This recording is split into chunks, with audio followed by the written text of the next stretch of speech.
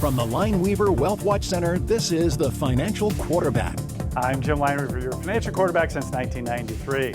We know you try to be as informed as possible when making financial decisions, but all too often we hear from people making mistakes that could have been avoided if they had just consulted with a financial advisor.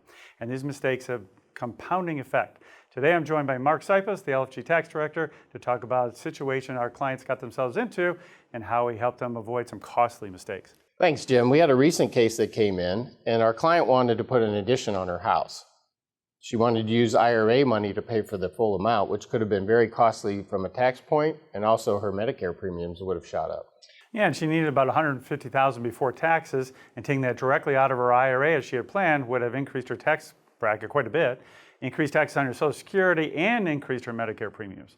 As a matter of fact, the Medicare premiums alone would have increased over $5,000 a year. And we developed a plan where we took about a third of her IRA, which kept her in the same tax bracket, and also kept her Medicare premiums at the same rate. We then helped her secure a HELOC, or a home equity loan, and used portfolio income to help pay for that over time.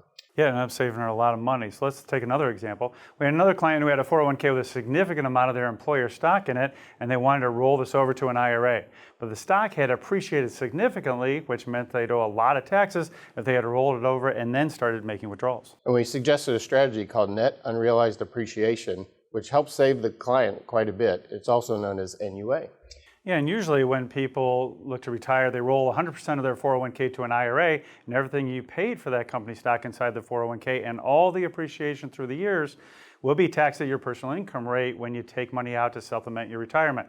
But instead, if you use the NUA rules, you can roll the stock out of the 401k, pay ordinary income taxes only on the cost basis and what you paid for the stock through the years. Then, if done correctly, you can have the appreciation of the stock taxed at the much lower capital gain rates. And for most people, this could cut their tax bill almost in half.